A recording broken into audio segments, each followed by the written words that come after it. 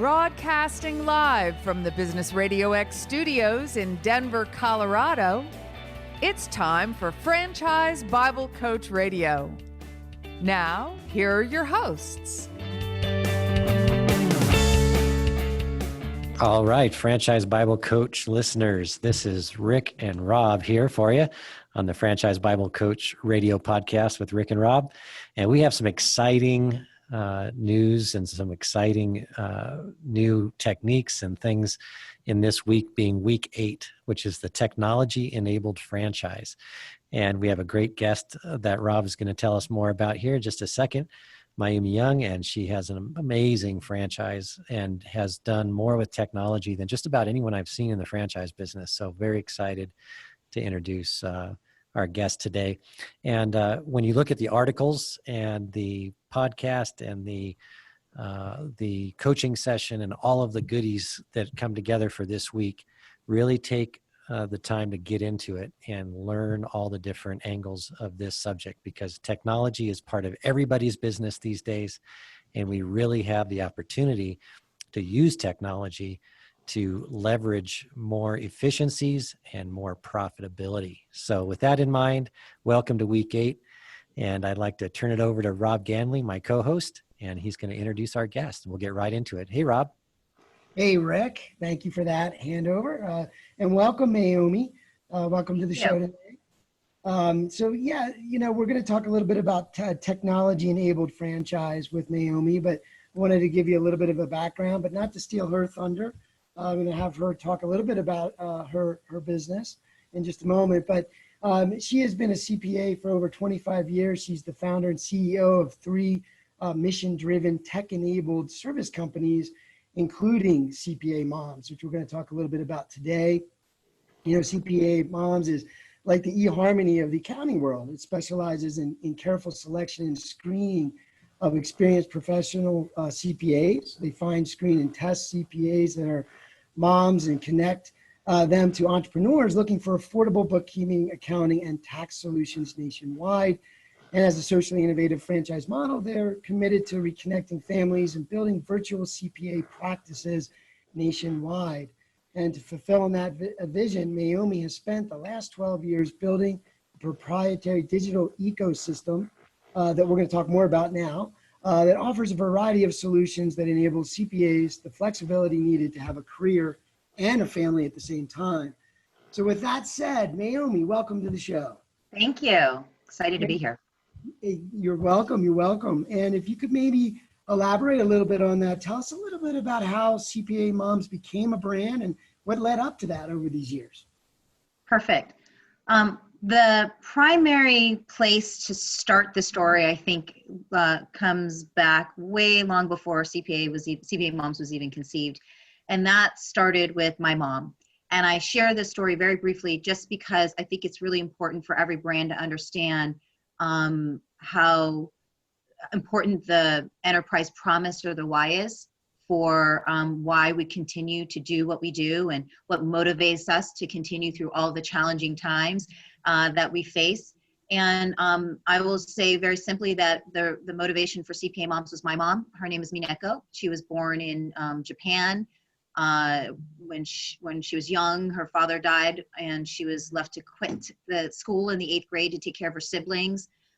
Later, when she married my father, she ended up moving to the States and took care of me. Their marriage didn't last, so she took care of me as an infant and as a single mom and as a woman who didn't speak the language, worked for minimum wage in a rope factory, had no friends or family.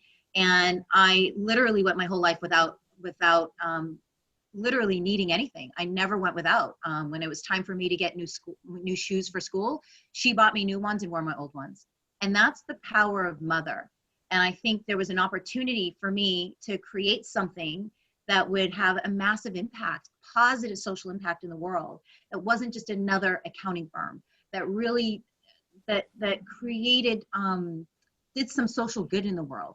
And the fact that moms are some of the most underserved, undervalued professionals in the marketplace gave me a clear opportunity to take this enormous pool of talent and build this, what is now an entire ecosystem, but started off really just trying to solve a simple problem called, can we create an enterprise that provides the right infrastructure for that professional working mom to have a career and a family? And then it evolved from that into this very, very comprehensive franchise system today. So that's sort of the story and the history around our brand, and that's where our heart is, to really serve and support those professional working moms. I love that story. It's the franchises that have a heart story at the center of it just really have an impact on communities and families like no other. So very excited about that. Mayumi, could you also tell the listeners that aren't familiar with CPA Moms yet, a little bit more about the service that the franchisees provide for their clients and what kind of services are included in the franchise offering? Yeah, absolutely. And thank you for asking. The main service that's delivered by our CPA moms that are franchisees is typically delivered to an everyday ordinary entrepreneur, somebody who in a variety of industries that are really probably making anywhere from startup to 2 million a year, really looking for someone who's part of their team, someone who can help them with basic bookkeeping, accounting, controller, CFO, tax prep, tax planning, bookkeeping, payroll, all the everyday ordinary things that every entrepreneur needs, but probably isn't getting the level of competency and the level of technical ability, and more importantly, the level of care, the personal attention that an entrepreneur needs. And I've worked with entrepreneurs for almost three decades now. And there's one thing I do understand. A lot of accountants live in the domain of what, compliance and what accountants need to do and the boxes they need to check. They don't live over there with the entrepreneur. And I've been an entrepreneur almost as long as I've been a CPA. And I would say that I'm more entrepreneurial now than I am a professional CPA. And our whole enterprise was designed to serve entrepreneurs where they are and meet them where they are. And part of that just really feeds into our caring culture. I know a lot of accountants that talk over entrepreneurs' heads, makes them feel stupid, all that stuff. And so that was, there's the mechanics of what we can do and what we do, which is what a typical CPA will provide, again, in the domain of accounting and tax. But more importantly, it's the fact that there's a lot more personal attention, much more personalized care than you would typically see out there. Right. Well, I love the story behind the business and also the mission, which is to reunite families, correct? Absolutely. Very important. Great. Yeah. We exist for two reasons: to build virtual CPA practices nationwide and to reconnect families. And that's why we're here. Perfect. Can have the best of both worlds. Why not? Absolutely.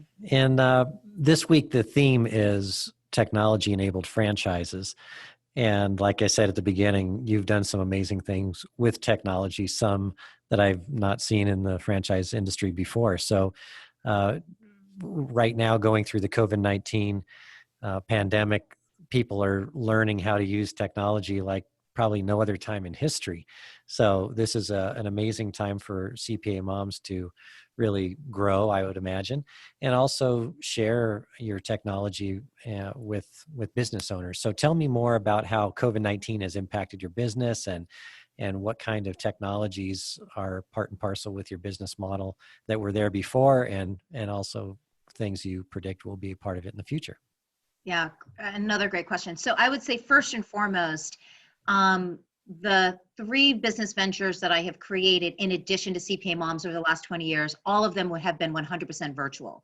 And that includes virtual teams that have been global. So my teams are my entire team is all over the world. There is no physical office that we work out of. Everyone works from home. And with the mechanics that go behind being 100% virtual, there are a number of tools and technologies that have had to be identified and brought into the infrastructure.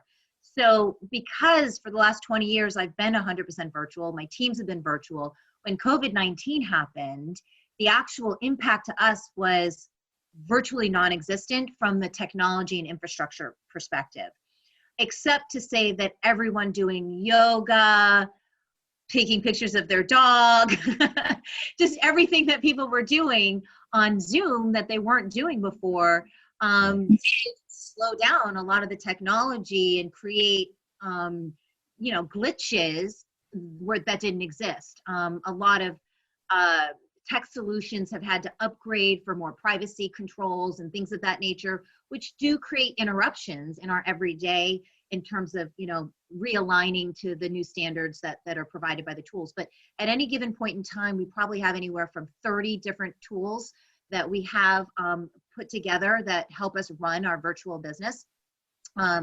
And almost all of them are cloud-based solutions. And only a very small handful of those are completely custom and proprietarily built. And that, I can share that journey if you like, just is a very interesting story. I wasn't trying to build my own custom technology. I was trying to build a firm, Right.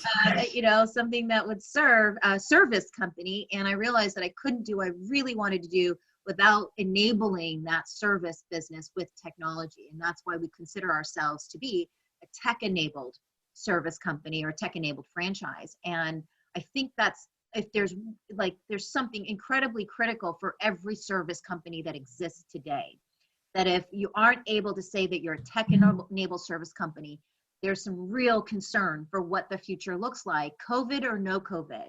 It was already happening. There was already a trajectory of what was happening in the future that was moving more and more rapidly towards technology. If you look at and follow artificial intelligence at all, if you are up to speed in any way with where technology is headed, it was already poised to disrupt many of the service industries, the accounting industry being one of them.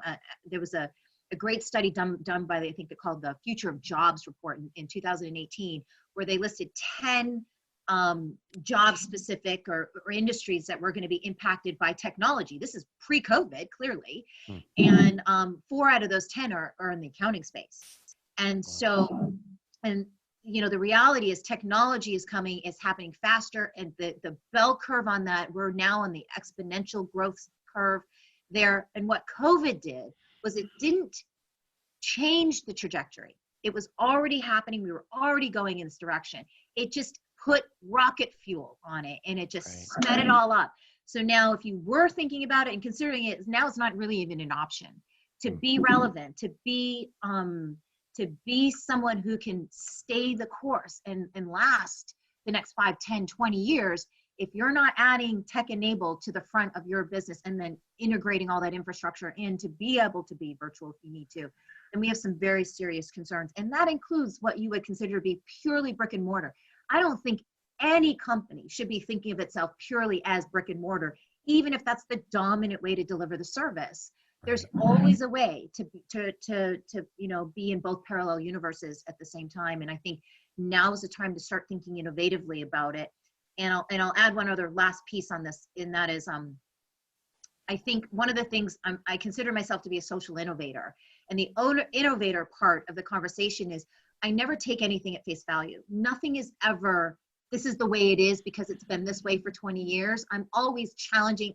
My mom didn't like it when I was growing up because I was the girl who always said, why are we doing this? Questioning. That questioning constantly, never taking it because this is the way it's done, that causes me to constantly innovate.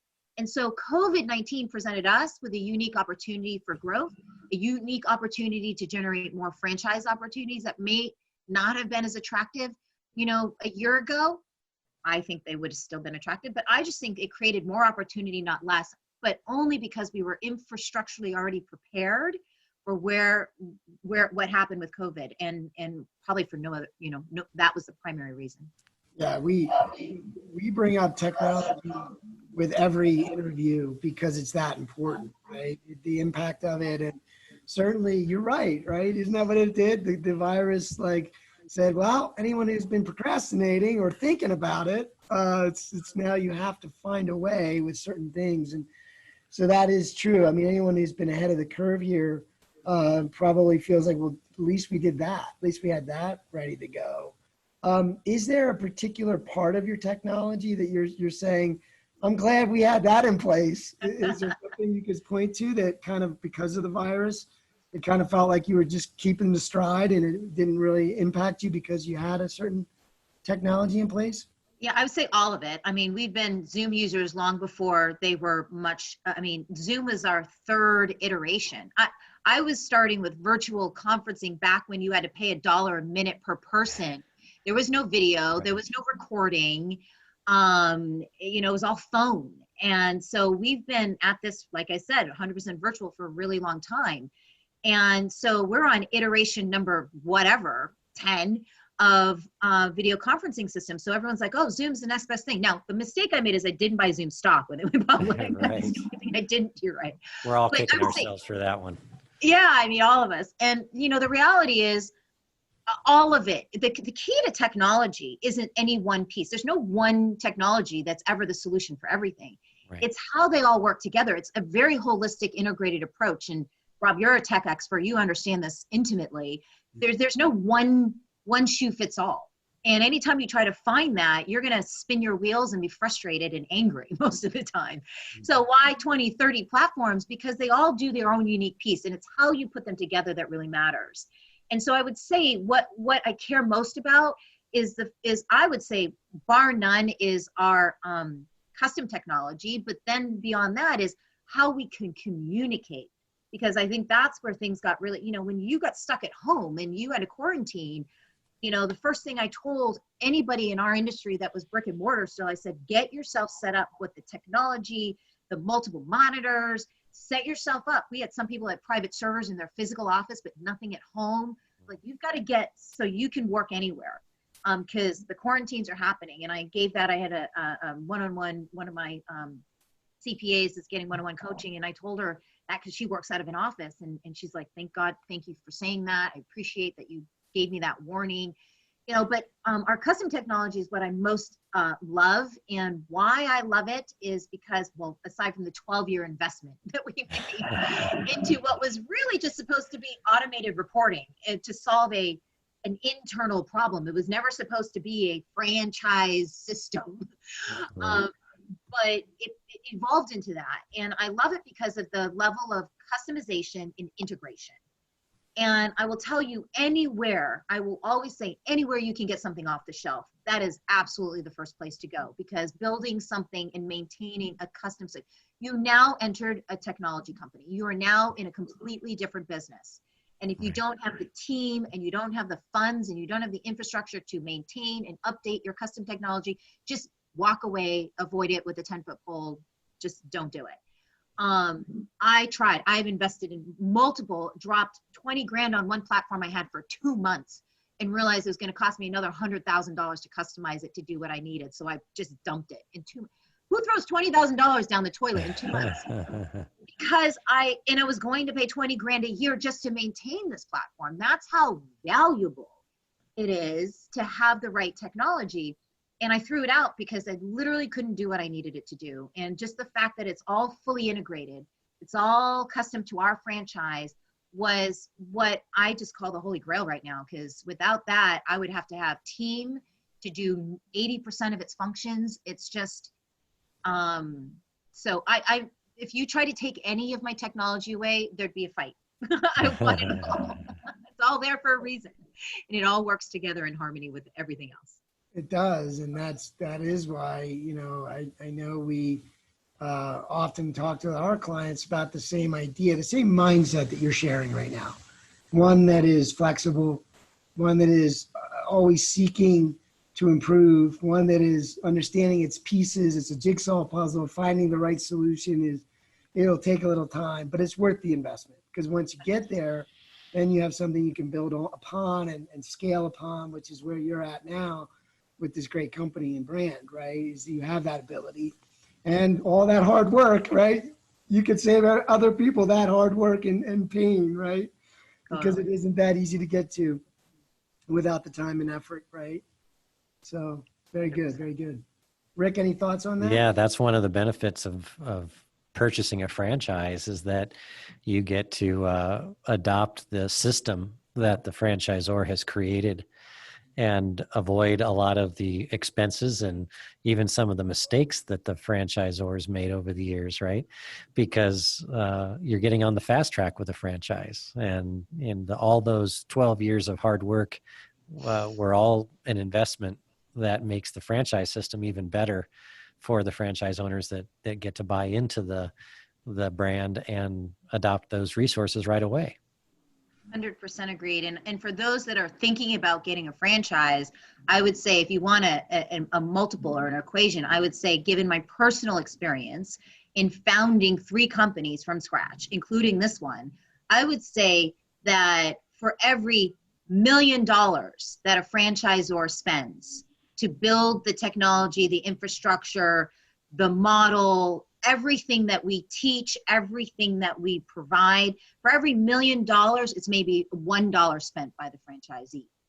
And I'm not making those numbers up like willy-nilly. I'm talking about hard money put out the door by us in just the trial and error process, and the opportunity cost alone of, well, whoops, I didn't realize we've been, down the wrong alley.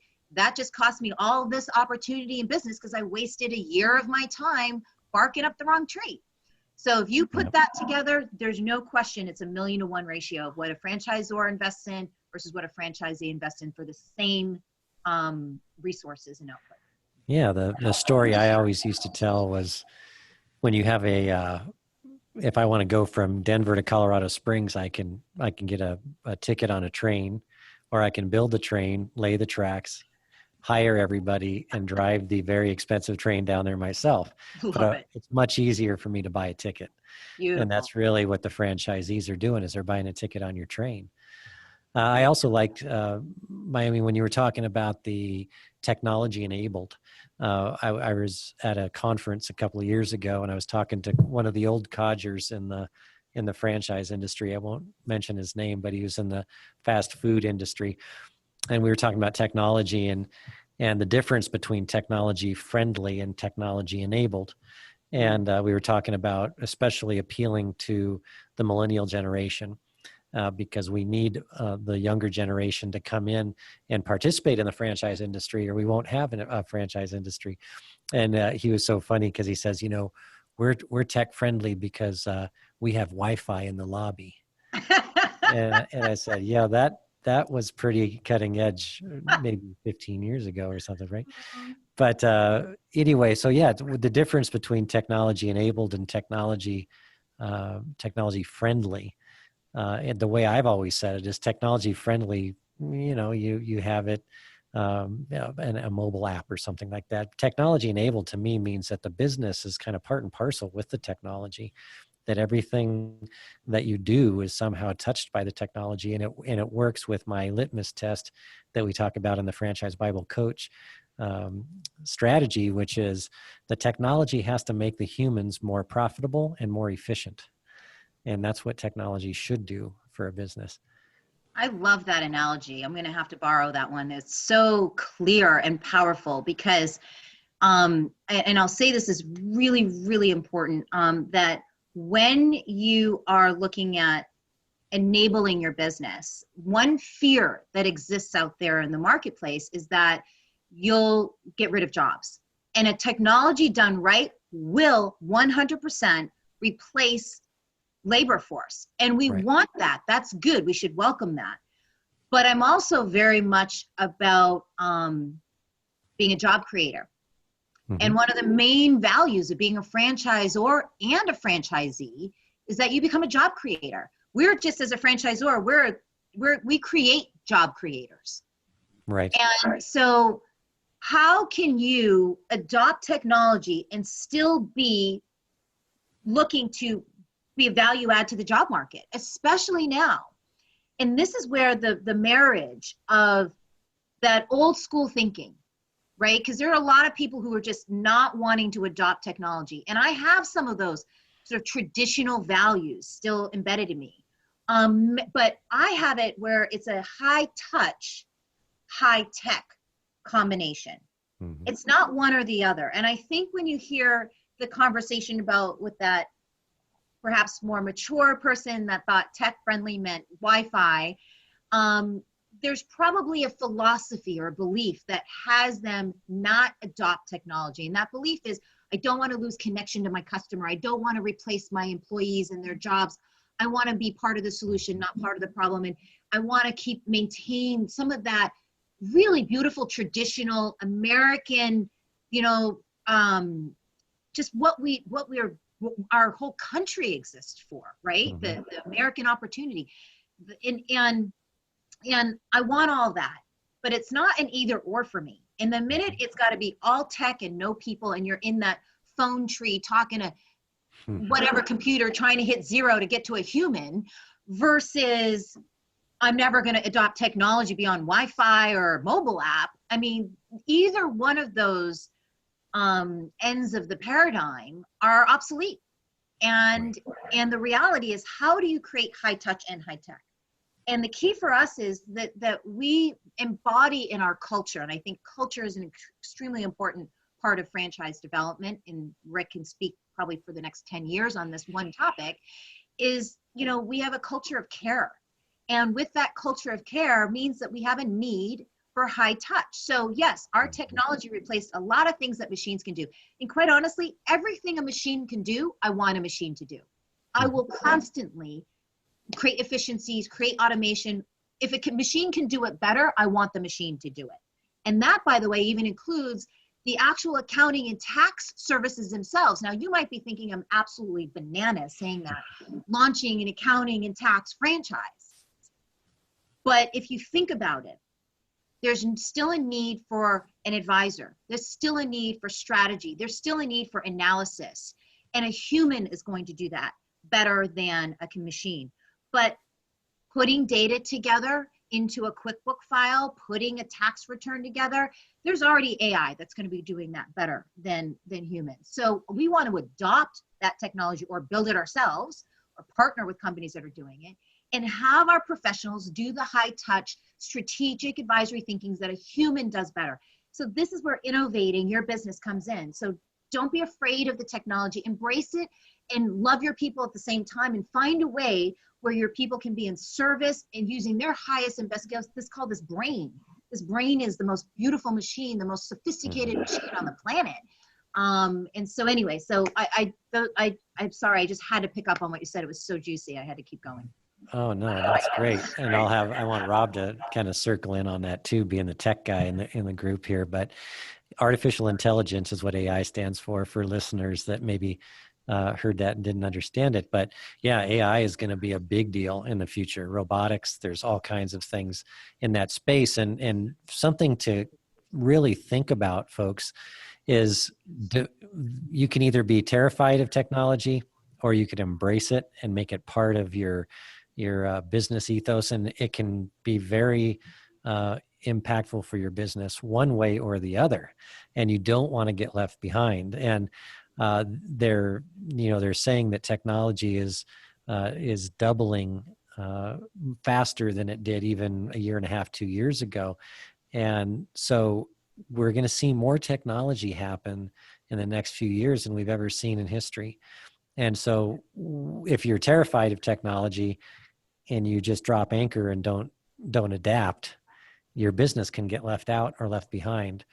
And for franchise systems, especially when you're building a community of franchise owners around the country or around the world, it's paramount that you stay relevant, like you said at the beginning. And if you're falling behind in technology, it's going to happen pretty quickly that you're going to get left behind. So like you said, I like that high tech, high touch philosophy there, that you're not taking the human touch out.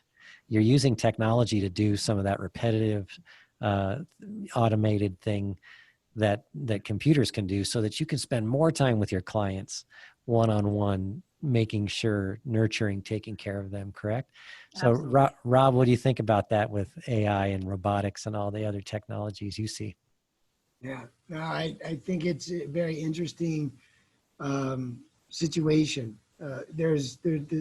It'll come at us very quickly. I think the key would be, what we're hearing in this conversation is adaptability, right? It's asking the questions, what is the best way to do that? You don't take the human or the relationship out of doing business, but with all these technologies, it'll be, what's most relevant to my business model? How can I do a better job servicing my customers? We all have value we provide in our businesses to our audiences, and how can I do that better and better and better? And that's really what technology should answer. But it'll come at us. The most important thing is to try to find the things that matter the most. And I think the great thing about the franchise model is it's not up to the franchisee necessarily, right? That's why they're investing in a franchise network, so they can have all that help and support. I couldn't think of a better time to be in a franchise than the next 10 years because of all these changes, and trying to keep up with that and not have to think about it. If you're part of a network, then a lot of people are doing that thinking for you, and you're contributing, but it's not all on your shoulders. So I think that's ideal to be in that sort of a business model in these coming times, for sure. And Naomi, can you tell us, maybe give us a real world example? I'm sitting here thinking that folks that are listening, maybe that don't have a lot of technology experience, maybe can't get their head around what could technology do for my business. Can you give an example of just one of the technologies that you guys use that really have impacted your operators?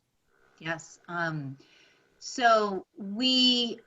So in what we call our proprietary digital ecosystem, there are a number of different services that we can offer, and as outsourced services or those that are built into the franchise system. So one great example I have is actually I got out of the blue, I got a call from one of our CPAs, and she just wanted to thank me. And I thought, well, gosh, what does she want to thank me for? I love getting thank yous. Those are the best. And she basically said, it had been about November, and we had started talking in January. And in the beginning of that year, she, this is last year, I believe, she said, she wanted to build her practice a particular way. And so I gave her some coaching and some advice around how to set it up and how the plan should work and all of that. And then we gave her the resources that would help her fulfill on her plan, which I'll be specific about in a moment. But what she said back to me was, thank you, because I didn't think that my plan was even reasonable. I put down the numbers that I was going to make this much money and have this many clients and work this many hours like I suggested, but she didn't actually believe it. And what happened was she was able to actually make more. She doubled her income. She exceeded her goals that she didn't even think were reasonable to begin with. And she worked less hours doing it. So she was on track to work 30 hours a week. She has 2 kids under the age of 5. And she is building her own practice and building a team. So she was at that critical juncture where she needed to build a team around her because she was working a lot of hours. I think she had 1 part-time or full-time person helping her, but she just needed to build more team. So the primary parts of our infrastructure that supported her the most, that tech enabled her growth, were number 1, we have an entire placement and hiring platform. So this enabled us to take our entire network of what will probably never be our future franchisees. Not everybody that we're going to talk to are going to buy a franchise. They're not right for us and we're not right for them, or they're in different stages, but they're still part of our community. And our technology enabled us to gather the right profiles, and we have an entire automated system combined with custom screening and support and so forth, where we're actually able to go into that network and find other professionals looking to work for franchisees. So we actually provide this outsourced placement service enabled by our entire directory, screening, training, all that is all tech enabled. And what that did was enabled her to outsource that whole hiring to us and our group. We took care of everything up to the final 3 interviews of the top candidates. We ran the ads, we did the strategy, we did all of it, the screening, everything. And she was able to hire from that outsourced solution. And the hiring allowed her to release time and energy that she was doing so she could focus on growth. And so that's just one of like 5 outsourced solutions. I mean, we do outsourced marketing and lead gen. We do outsourced hiring and placement. We do outsourced, there was one more. Billing and collection. I mean, a lot. Yeah. Why? So that they don't need the manpower to do that. They don't need the distraction, so that they can focus on growing their franchise, servicing their client, and in our model, taking care of their family. And so that's the reason for it. And that's literally one tiny example. There's so many others that I could point to, where, you know, just having the technology, having the systems, and being able to allow our franchisees to leverage all of our platforms and all of our automated processes as well, is one of our great success stories. And we have umpteen more that we can share. Oh, I love it. And what would that take if you didn't have all that technology in place, hours wise, right? Well, there's a reason why recruiters charge 30% of first year salary as a standard. Right. And they come equipped with huge databases of people to choose from. Mm-hmm. And so let's see, how long would it take to first figure out that you have the right job ad, which is half the battle right there. Mm-hmm. Get that posted, know where to go, then screen the 100 or so applicants that are going to dump their resumes on your plate, train them, screen them, make sure they're the right one, know what you're looking for. You're not in the business of hiring. Right. I mean, really, at the end of the day, if that's not your core business, find a way to outsource it. Whether you're outsourcing through technology or you're outsourcing through other third-party services. I mean, if that's not what you're in the business to do, I'd say get out of it. So hundreds of hours. It takes us about 4 to 6 weeks to do that as an outsourced solution. And so, you know, the manpower hours alone, never mind the investment in knowing what you're doing, it's substantial. That's awesome. Great. And give us a little bit of a story of what maybe a customer story interacting with one of your CPA moms and how technology made that that customer experience more streamlined. Oh gosh, I could speak for 20 years. Part two. You know, most of the entrepreneurs that our CPA moms serve don't need to go through their own learning curve about how to use technology and embrace it anyways. And what I think was sort of old school of our industry was that brick and mortar, you showed up with your banker's box full of files and your receipts, and, you know, you showed up and dropped it off on the desk of your accountant or your CPA and said, hey, do my taxes. Well, if you can believe it, we don't touch receipts. We don't touch any paper whatsoever. And so, I mean, you know, here you are right now with this unbelievable, I'm going to use COVID as like a real-time example today. One of the biggest things that happened in our country when COVID happened was the government released about $2.5 trillion, probably more, dollars of COVID relief. Now, the distribution of that relief was challenged, but that's another podcast for another day.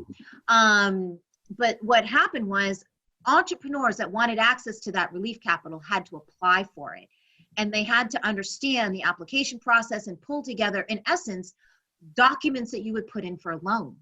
Now, we are able to, with brand new clients. So we would run these Facebook live streams and explain the money and what to do and how to access it. And so one perfect example is we had someone on our network who's actually a global entrepreneur. She's got training companies all over the world.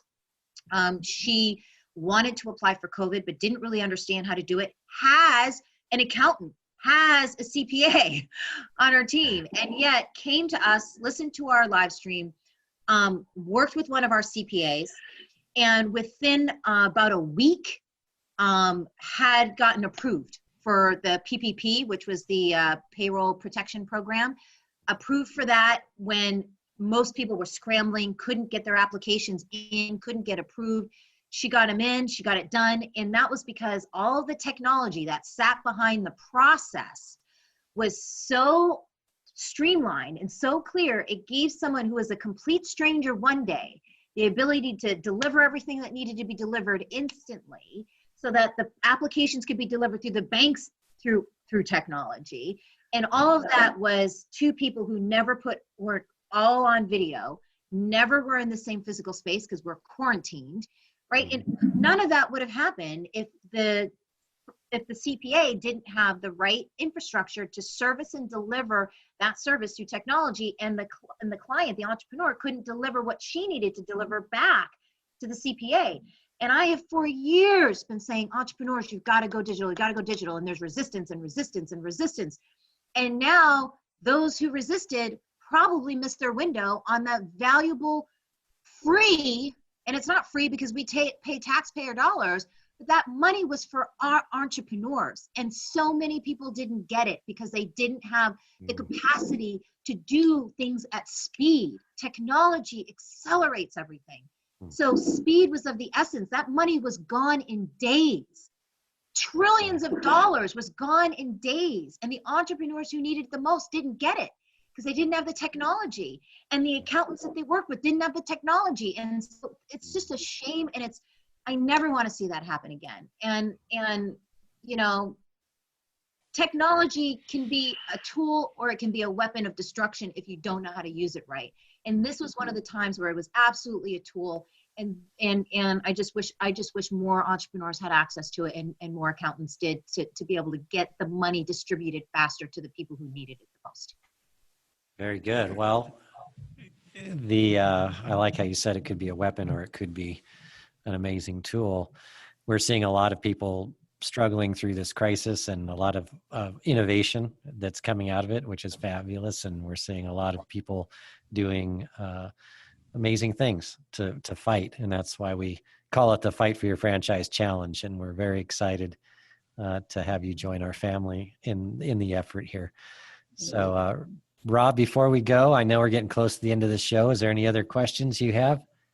You know, I was just going to ask Naomi if there's a way, and I know it's hard, but is there a gold nugget? Is there a final tip that you might want to make sure you emphasize or reinforce? Like, we covered all the good ones, but is there one you want to leave the audience with? I'll kind of make it a wrapping of things I've already said, but maybe summarize it. And I'll wrap it by saying this one thing. This has been a conversation about technology and creating tech-enabled businesses. And I love what technology can do for us as entrepreneurs. However, that being said, people only do business with people. And at the end of the day, if we lose sight of the people aspect of what we do, we've missed the whole point of the power of technology. And so I would say that one of the things that I think we've done really well, and I want to encourage anybody that has a client that you choose to serve, whether you're a franchisor and you're serving a franchisee, you're a franchisee serving your clients, or you're an entrepreneur and you're servicing your end client. It doesn't really much matter who's listening. I think this piece applies to everybody. And that is, I think if we start first with a pure alignment to our own truth and where we can add the most value and stay in our lane and stay true to that, and then find the resources and technology to accelerate or make more efficient, more productive what we already do well, that's where technology helps. It's not to like go create this side thing. It's how does technology make what you already do amazingly well, what you're best in the world at? How can you enable that to go farther, faster? How can you serve more people, have a greater impact in the planet because of technology? That's where it's right in the right lane. So first it's discovering what that sort of true north is and then staying true to that. But the second piece of it is, it's also getting into it's a mindset thing. And I say it this way. A lot of people say, wear the shoes of your client, wear the shoes of your customer. I'm like, well, shoes you can take off. I would say get in the skin. That's kind of weird. I get it. But like wear their skin, like get into become your client. Understand everything that they struggle with, their pains. And a lot of us as franchisors understand it because we lived it first before we even became a franchisor. But if we can get into the world, like the future with COVID is extremely uncertain for everyone on the planet. That's a global uncertainty. It's kind of like a true leveling field. And with that uncertainty, one of the places where I feel we can create more certainty is in how we provide and deliver the value that we have, that we're born to deliver on the planet. Everyone, I believe, was born with our unique gifts and talents to give to the world. And if we can find a way to do that at the maximum value, that's where we last and we live beyond any challenge, pandemic or not. It's where we can adopt and adapt, because it doesn't really much matter the vehicle that we chose to get to the destination. It's really just honoring the commitment and the promise that we make to exist as entrepreneurs at all. And so here's this perfect and beautiful opportunity for us to stay true to ourselves, honor the gifts and talents that we have by wearing and becoming the client and understanding their unique pains, and then adopting solutions that uniquely solve those pains and problems over there with them. If we make technology about us, if we make our solutions about us, you will miss the point. Because no one cares that you have no one cares that we custom built this whatever integrated. No one cares. No one cares about that. Right. What they care about is what the technology makes available to them. And if we can live over there with them, you'll always know the right technology and tool to get at the right time, because it'll be the one that solves the biggest pain or the biggest problem for your client today. And then you just add and add and add. And that's what I want to leave. It's like, locate yourself with your client, live their skin, not to their shoes, because you can take those off. You can't take them off. Right now, we have to live and breathe our clients' concerns. We have to care for them as much as we care for our own family and ourselves, and more sometimes. And we have to listen so that we can constantly adapt and adopt and make sure technology empowers what we're already doing well. And Right. if we stay in those lanes, we'll last. Absolutely. And I That just makes wish the best with everything that's going on. I know it's been a challenging time, so. Awesome. Well, that makes a lot of sense. One of the things that I encourage my clients to think about as entrepreneurial franchisors is be careful with technology too, right? Because you can go down the road of building out, paying a lot of money, and getting lost in the project. I had one client, we had to tell him, are you a franchisor or are you a technology company? Because if you look at what you're spending your money and time on, it's more about the technology than it is about the people. And that you never want to lose sight of your franchisees when you're a franchisor, regardless of what happens with technology. So keep in mind that technology is there. It's a tool. Use it as such, and don't let it get carried away. And you'll be on the right track. So folks, you can learn more about CPA Moms by clicking on their logo on the Franchise Bible Coach Wall of Fame. They're there. And you can also contact them directly and learn more about the CPA Moms franchise. Beyond their technology, they have an amazing model, and Myomi is an amazing coach. And that's really something I've always enjoyed about her model, is that she really does treat every single franchise owner as a coaching client, right? And really building their business is what it's all about. And that's phenomenal. So folks, this has been the Fight for Your Franchise Challenge, week number 8, which is technology enabled franchises. And we'd like to thank Myomi, and just anything else, Rob or Myomi, that you want to add before we say goodbye? I'll just say one last thing. First of all, thank you so much for the opportunity to contribute. I hope this was of value to everyone. And for those listening that may not have access to the link, our direct website is cpa-moms.com, cpa-moms.com. And you can certainly reach out to us. If I can be of value, a resource, I will do my very best to support and answer. We do have a new group just for entrepreneurs that we created on Facebook. So if you connect with us, then we can get you connected to the group. It's a great way to ask questions of not only myself, but our franchise CPAs. If you have any questions, it's completely free. And it's there really to just be an add-on resource to really support and serve the entrepreneur community at large. So I just appreciate the opportunity. I thank everyone for listening. And I hope that something I said is something you can apply today in your life and in your franchise and grow your businesses. Yeah, Well, thank you. I appreciate it. Yeah, I just want to thank Myomi for being on the show. Awesome. Thanks, Myomi, and thanks, Rob. And thank you all for what you do in the entrepreneurial world to support businesses. And thank you guys, all of you out there in the world that fight every day to keep your businesses going forward and growing.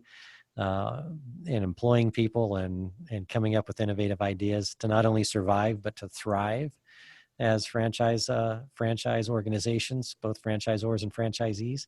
And that's why we're here. And the Fight for Your Franchise initiative is just for a way for us to give back to the industry that we love. So hopefully you're getting a lot of good out of it. And was just talking to a group of franchise owners this morning, and was just encouraging to hear how they're working together to get through this time. So go to franchisebiblecoach.com and click on the challenge if you'd like to join us, if you haven't already. And just a reminder that the past sessions are on the tab at the top under weekly content if you want to review, or if you're just getting involved and you want to get caught up. So enter your email address and we'll send you your weekly email with all of the resources, and we'll keep fighting the good fight. So once again, folks, this is Rick Grossman and Rob Ganley signing off for Franchise Bible Coach Radio with Rick and Rob. Thank you. Bye-bye.